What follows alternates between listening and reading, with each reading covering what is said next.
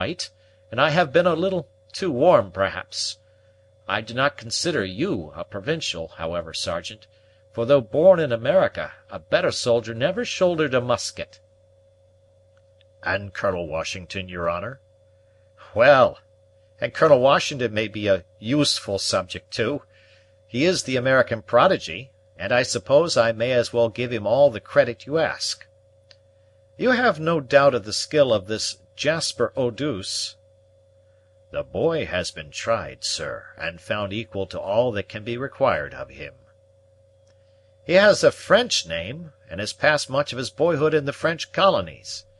Has he French blood in his veins, Sergeant?" "Not a drop, your honor. Jasper's father was an old comrade of my own, and his mother came of an honest and loyal family in this very province." "How came he, then, so much among the French, and whence his name? He speaks the language of the Canadas, too, I find." "That is easily explained, Major Duncan. The boy was left under the care of one of our mariners in the old war, and he took to the water like a duck. Your honor knows that we have no ports on Ontario that can be named as such, and he naturally passed most of his time on the other side of the lake, where the French have had a few vessels these 50 years. He learned to speak their language as a matter of course, and got his name from the Indians and Canadians, who are fond of calling men by their qualities, as it might be." "A French master is but a poor instructor for a British sailor, notwithstanding." "I beg your pardon, sir.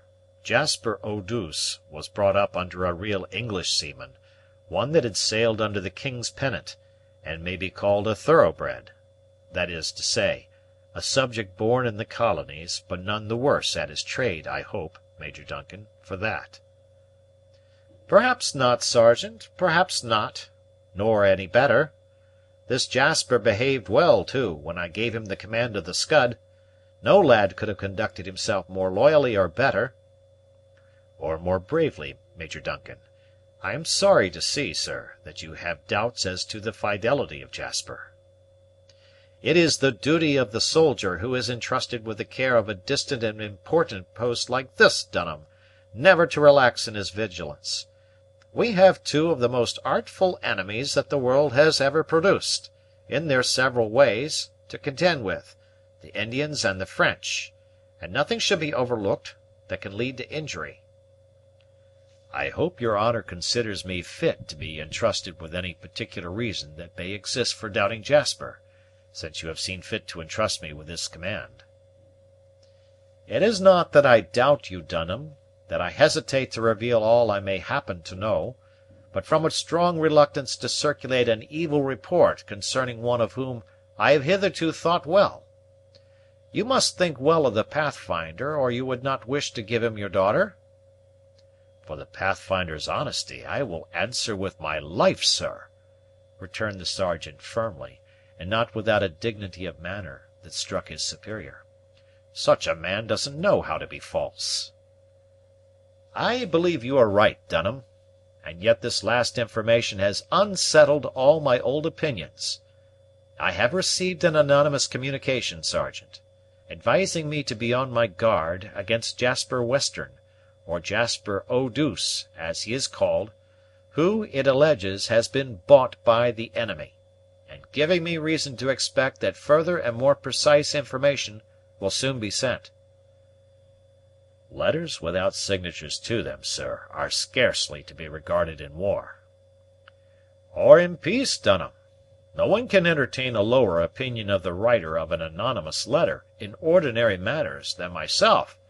The very act denotes cowardice, meanness, and baseness, and it usually is a token of falsehood, as well as of other vices. But in matters of war, it is not exactly the same thing. Besides, several suspicious circumstances have been pointed out to me." "Such as is fit for an orderly to hear, your honor?" "Certainly; one in whom I confide as much as in yourself, Dunham.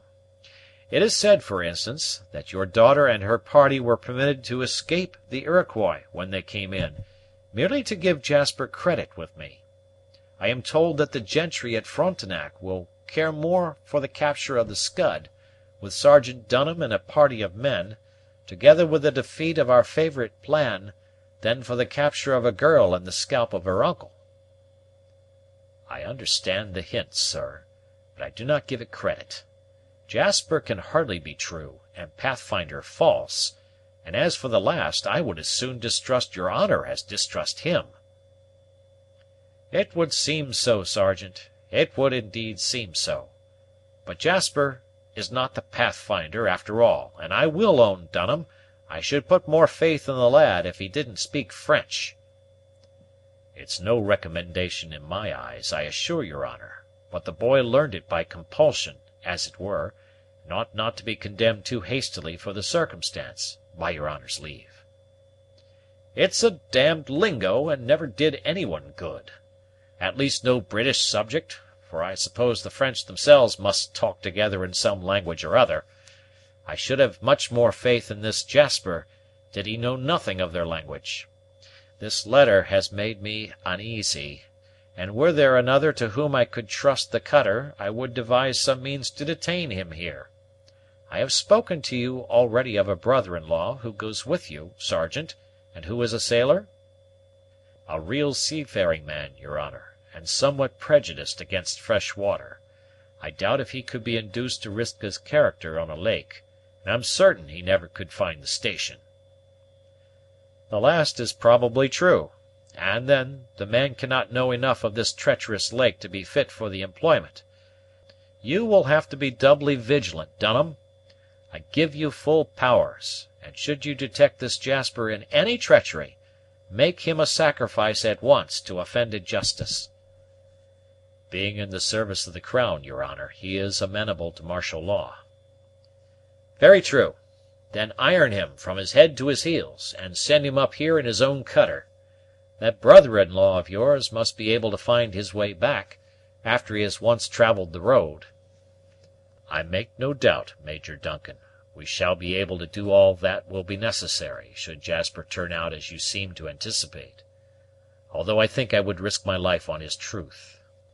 "I like your confidence. It speaks well for the fellow; but that infernal letter!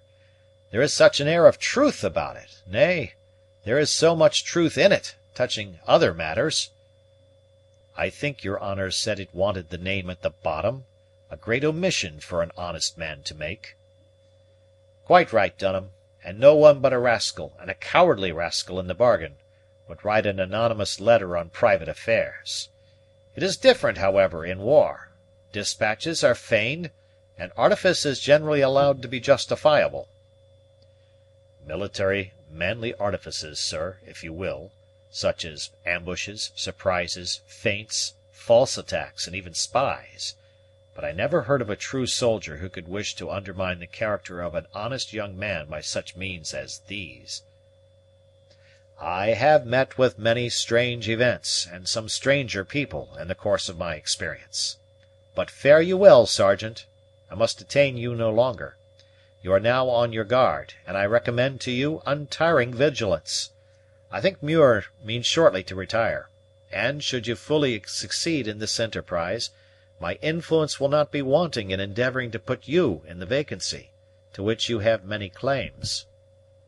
"I humbly thank your honor," who had been encouraged in this manner any time for the 20 preceding years, "and hope I shall never disgrace my station, whatever it may be. I am what nature and Providence have made me, and hope I'm satisfied." "You have not forgotten the howitzer?" "Jasper took it on board this morning, sir." "Be wary, and do not trust that man unnecessarily. Make a confidant of Pathfinder at once. He may be of service in detecting any villainy that may be stirring. His simple honesty will favor his observation by concealing it. He must be true." "For him, sir, my own head shall answer, and even my rank in the regiment. I have seen him too often tried to doubt him." "Of all wretched sensations, Dunham, distrust, where one is compelled to confide, is the most painful. You have bethought you of the spare flints?" "A sergeant is a safe commander for all such details, your honor." "Well, then give me your hand, Dunham. God bless you! and may you be successful."